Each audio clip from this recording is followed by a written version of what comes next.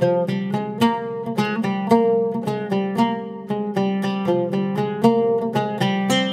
இன்னைக்கு அரிசி மாவு வச்சு ரொம்ப டேஸ்டியான அதே சமயத்தில் ரொம்ப ஹெல்தியான ஒரு பிரேக்ஃபாஸ்ட் ரெசிபி எப்படி செய்கிறதுன்னு பார்க்க போகிறோம். இது வந்து சட்டுன்னு செஞ்சு முடிச்சிடலாம். குறைவான பொருட்கள் வச்சு குறைவான டைம் தான் ஆகும் இது செய்கிறதுக்கும். ஸோ அவசரமான காலை நேரத்தில் இது போல் பிரேக்ஃபாஸ்ட் செய்யலாம். எப்பொழுதும் போல் இட்லி தோசைன்னு செய்யாமல் இந்த மாதிரி பண்ணும்போது கொஞ்சம் டிஃப்ரெண்ட்டாக இருக்கும். கேட்டு வாங்கி சாப்பிடுவாங்க. வீடியோக்குள்ளே போகிறதுக்கு முன்னாடி நம்ம சேனல் இந்தியன் ரெசிபீஸ் தமிழை சப்ஸ்கிரைப் பண்ணிக்கோங்க. கூடவே இருக்க பெல் சிம்பலையும் கிளிக் பண்ணிக்கோங்க. ஹாய் ஃப்ரெண்ட்ஸ், என் பேர் அபி.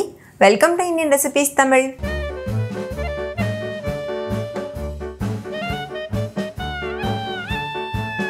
ஃபஸ்ட் இந்த ரெசிபி பண்ணுறதுக்கு ஒரு பேனில் 1 கப் அளவு தண்ணி எடுத்துக்கோங்க. ஒரு 1/4 டீஸ்பூன் அளவுக்கு உப்பு சேர்த்துக்கோங்க. கூடவே நெய் சேர்த்துக்கோங்க. 1/4 டீஸ்பூன் அளவு நெய் சேர்த்துருக்கேன். நீங்கள் நெய்க்கு பதிலாக எண்ணெய் கூட யூஸ் பண்ணலாம். இப்போ இந்த தண்ணி வந்து லேசாக கொதிச்சு வரட்டும். இப்போ பாருங்கள், கொதிக்க ஆரம்பிச்சிருச்சு. இந்த ஸ்டேஜில் 1 கப் அளவு அரிசி மாவு சேர்த்துக்கோங்க. நீங்கள் வறுத்த மாவு வறுக்காத மாவு எது வேணாலும் சேர்க்கலாம். சேர்த்துட்டு ஸ்டவ் ஆஃப் பண்ணிடுங்க. ஸ்டவ் ஆஃப் பண்ணதுக்கப்புறமா நல்லா இது போல் மிக்ஸ் பண்ணிக்கோங்க. அரிசி மாவு தண்ணியும் நல்லா ஒன்றோட ஒன்று மிக்ஸ் ஆகணும். எந்தளவு முடியுதோ அந்தளவு நல்லா மிக்ஸ் பண்ணிவிட்டு இதை வந்து மூடி போட்டு மூடிட்டு அப்படியே ஆற வச்சுருங்க. நம்ம அரிசி மாவு சேர்த்ததுமே ஸ்டவ்வை வந்து ஆஃப் பண்ணிடணும். இப்போ பாருங்கள், நல்லா மிக்ஸ் பண்ணியாச்சு. இதை மூடி போட்டு மூடிட்டு அப்படியே ஒரு ஓரமாக வச்சுருங்க. இது நல்லா ஆறுனதுக்கப்புறமா மூடி ஓப்பன் பண்ணிவிட்டு இந்த மாவை நல்லா பிசைஞ்சிக்கோங்க.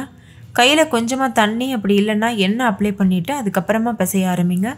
நார்மலாக நம்ம சப்பாத்திக்கு எப்படி மாவு பிசைவோமோ அந்த அளவுக்கு நல்லா அழுத்தம் கொடுத்து மாவு பிசைஞ்சிக்கோங்க. இப்போ பாருங்கள், மாவு தயாராகிருச்சு. இந்த அளவுக்கு கொஞ்சம் கூட ஒட்டாமல் இருக்கணும்.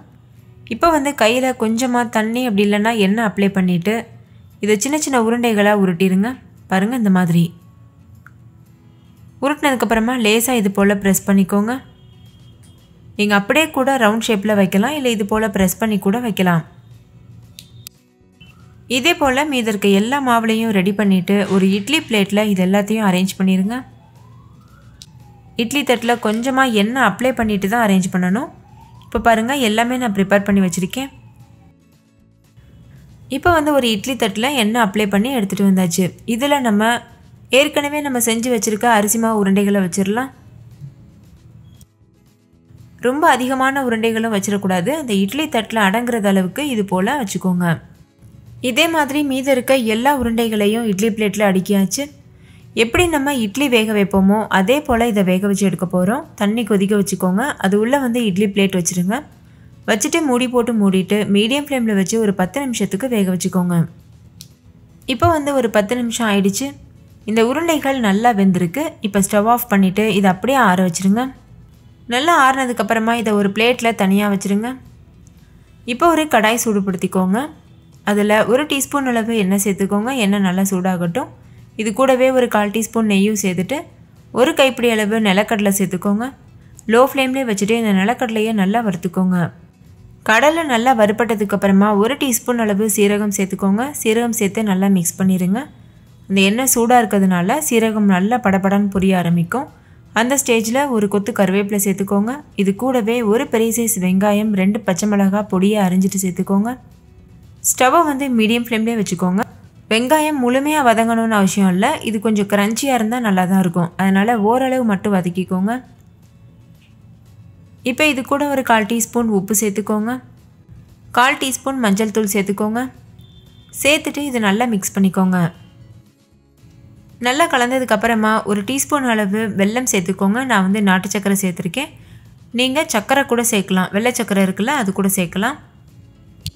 வெல்லம் சேர்த்து நல்லா மிக்ஸ் பண்ணதுக்கப்புறமா நம்ம ஏற்கனவே வேக வச்சு வச்சுருக்க அரிசி மாவு உருண்டைகளை இதில் சேர்த்துருங்க. சேர்த்துட்டு ஹை ஃப்ளேமில் வச்சுட்டு 1 நிமிஷத்துக்கு நல்லா மிக்ஸ் பண்ணிக்கோங்க. அந்த நம்ம சேர்த்துருக்க மசாலா அதுக்கப்புறமா வெங்காயம்லாம் சேர்ந்து இந்த அரிசி மாவு உருண்டைகளோட நல்லா மிக்ஸ் ஆகணும். அதோடைய ஃப்ளேவர் வந்து இதில் இறங்கணும். அந்த மாதிரி பார்த்து நல்லா மிக்ஸ் பண்ணிக்கோங்க. 1 நிமிஷத்துக்கு நல்லா மிக்ஸ் பண்ணதுக்கப்புறமா நம்ம இதை சுட சுட சர்வ் பண்ணலாம். இதை நீங்கள் பிரேக்ஃபாஸ்ட், டின்னர் அதுக்கப்புறமா ஸ்நாக்ஸாக கூட சர்வ் பண்ணலாம். அந்த பச்சை மிளகாயோட காரம் அதுக்கப்புறமா அந்த நிலக்கடலையோட க்ரன்ச்சினஸ் இதெல்லாமே சேர்த்து இந்த பிரேக்ஃபாஸ்ட்டுக்கு ஒரு சூப்பரான ஒரு டேஸ்ட் கொடுக்கும். ஸோ கண்டிப்பாக இந்த வீடியோவில் இருக்கிறது போல் ஆஸ் இட் இஸ் அப்ளை பண்ணி பாருங்கள். வீட்டில் இருக்க எல்லாரும் கேட்டு வாங்கி சாப்பிடுவாங்க. அவ்வளோ சுவையாக இருக்கும். ஓகே ஃப்ரெண்ட்ஸ், இந்த பிரேக்ஃபாஸ்ட் ரெசிபி உங்கள் எல்லாருக்கும் ரொம்ப பிடிச்சிருந்துச்சுல? பிடிச்சிருந்தா லைக் பண்ணுங்கள், உங்கள் ஃப்ரெண்ட்ஸ் கூடவும் ஷேர் பண்ணுங்கள். நீங்களும் வீட்டில் செஞ்சு பார்த்துட்டு டேஸ்ட் எப்படி இருந்ததுன்னு கமெண்ட்டில் சொல்லுங்கள். தேங்க்யூ, பாய்.